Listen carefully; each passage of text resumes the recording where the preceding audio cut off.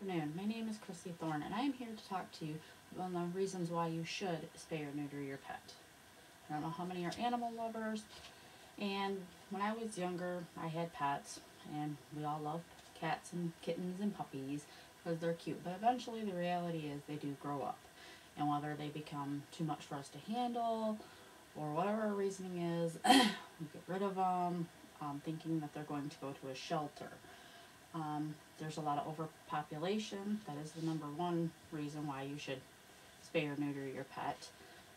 You think they'll go to a good home, everything will be fine.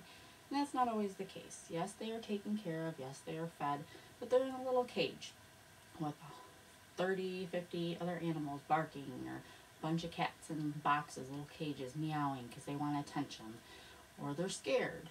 And it's very stressful for an animal, not a good environment. And the reality of that is that if an animal doesn't find a home within a set amount of time, they are destroyed, which is euthanized.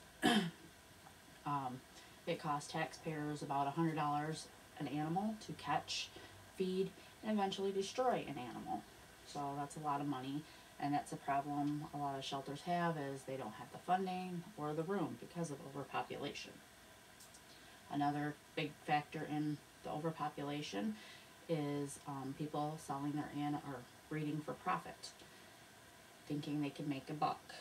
That leads into puppy mills, which are people who have a lot of animals, different breeds. They're trying to breed their animal as much as possible to sell to make $1. And a lot of times the conditions that these puppies and animals live in are quite horrible. In cages with not enough food or water, living in their own feces. Numerous times I've seen on the news that animal shelters have went in and ASPCA and taking hundreds of animals. They call them animal hoarders even. They have good intentions maybe, but they get overwhelmed, have so many animals that they just can't take care of them, don't have the means, the funding, that type of thing. So there's another big factor in overpopulation of animals. We, have our reasons. We don't want to spay or neuter. You think, oh, I want a dog like Fido if Fido's passed away or whatever. Realistically, that's not possible. DNA doesn't allow for two dogs to become or be the exact same, unless you get into cloning, and that's a whole other ballpark.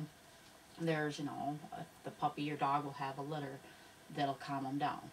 Well, animals, when they're a year old, when they go by dog years, they're technically 7 years old.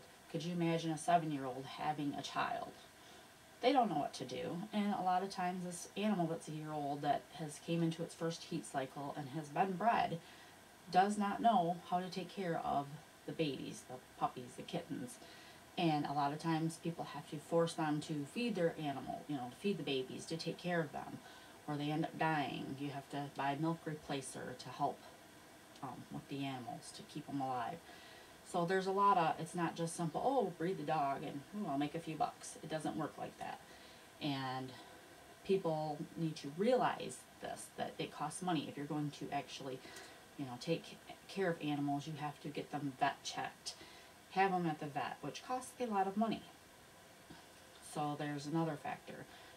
If you have the opinion or outlook, well, my dog had puppies, I'll just get rid of them, give them away.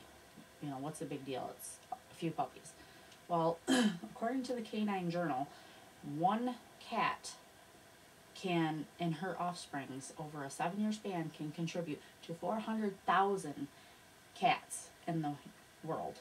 That is a lot of cats. Dogs, one dog and her puppies, with the average litter of 4, going off for 6 years, can produce 67,000 dogs. And usually dog litters and cat, are extensively more than 4. So that is a lot of animals. And if everybody has that outlook, well, I'll just give them away for free to get home. There's only so many people and so many animals that people can have, and that's where you start running into pet overpopulation. I don't know how many times I've seen stray cats running around in town, or even dogs running loose, that sometimes get hit, that type of thing, because people let them go and think, oh, they'll survive or whatever. And all it does is lead to more overpopulation. There's a lot of good pets that are healthy, that are in shelters, that would make people a great pet. But in the US, every 2 seconds, an animal is euthanized because there just isn't enough room in shelters or funding. And that's why, people say spay and neuter your pet. And I thought, oh, it's just an overpopulation, a pet population thing. Not such a big deal. I'll just keep my animals away from other animals and, it'll be easy. Well, when they're in heat, it tends to make a mess. Animals, they bleed, females do. So you got to deal with that. It can get messy. It draws other dogs into your yard in the area because they pick up on the scent. Another problem where the breeding comes in. You can get a small dog that a big dog shows up and you get this, God only knows what mix you're going to end up with for an animal. Not to mention it can kill your dog if it's smaller or whatever. Another big factor is health. And I did not realize this until here this year while doing this project and dealing with my own personal experience. We have always had animals, dogs, cats, whatever. And here recently, I have gotten my cats fixed, neutered and spayed, and my dog neutered. Just because I didn't want him running off and, chasing the females and getting hit or whatever. We live in town. But a few weeks ago, we have a Saint Bernard that we keep outside of town at our friend's house because she's too big to be here in town. And we gave her her bath and we brushed her out and everything. And when she rolled over, we found a tumor that has been like this big, and it goes up into her abdomen. So of course this is a big scare because I've done the research for this project and seeing that females are 50% more likely to get breast cancer if they're not neutered, or spayed, sorry. Male dogs, if they're not neutered, are 60% more likely to get prostate cancer, which I didn't even know was possible. Along with cats, it does extend their life by a few years, dogs and cats. So there's another big healthy, a health reason why you would want to spay or neuter your pet. So now I have to take my Saint Bernard into the vet to see how many, if it's spreading, if it's benign or cancerous, malignant, and see how much money that's going to cost for the vet bill.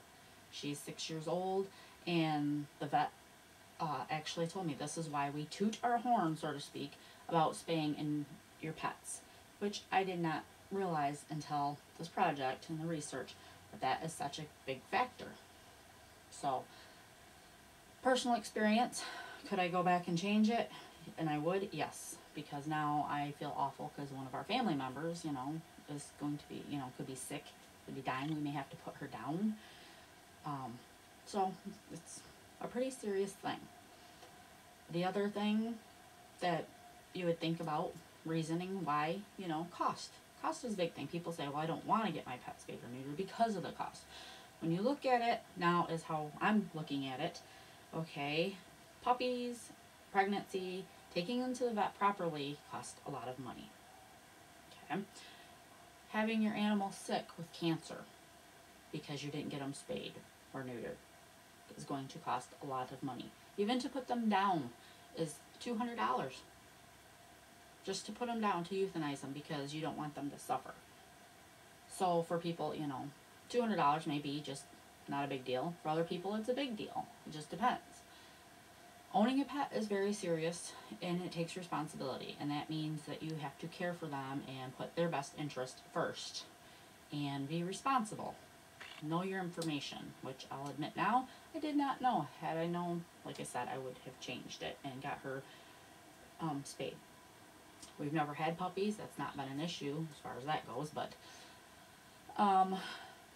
there are programs, the ASPCA, that offers that will work with your income and give you discounts. There are also facilities that do discount surgeries.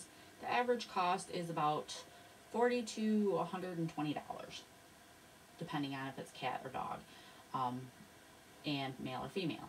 Females do cost a little more because it's more extensive. They go in through the abdomen and remove their organs as far as like the fallopian tubes, uterus, ovaries. Males, they have their testicles removed, so it's a little cheaper. But for the cost of spending $100 or $120 even top, that's full cost to have your animal spayed or neutered versus spending hundreds, if not $1,000.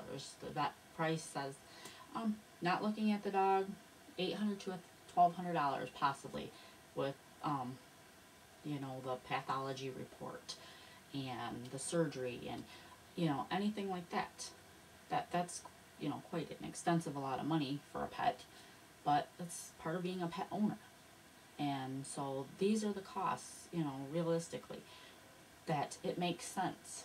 Why wouldn't you spay or neuter your pet and keep the pet population down? Because every time, there's a stray or there's, and they're hungry, they're cold, they want fed, they want attention, or they've been abused because people thought, oh, this is going to be a great pet. And then they just don't have the time for it, neglect it, and get rid of it and discard it like trash. Well, there contributes to population. Us as a society has to be aware of this, and we have to do what's right for these animals. And that is spaying and neutering your pets.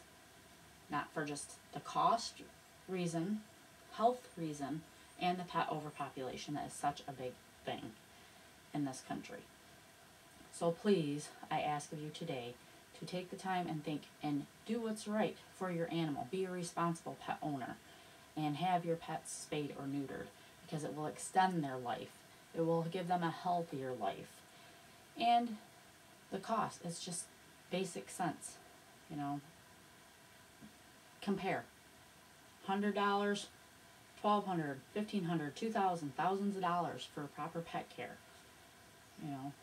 Basic math here, people. So please, as I said, thank you for your time, and have your pet spayed or neutered.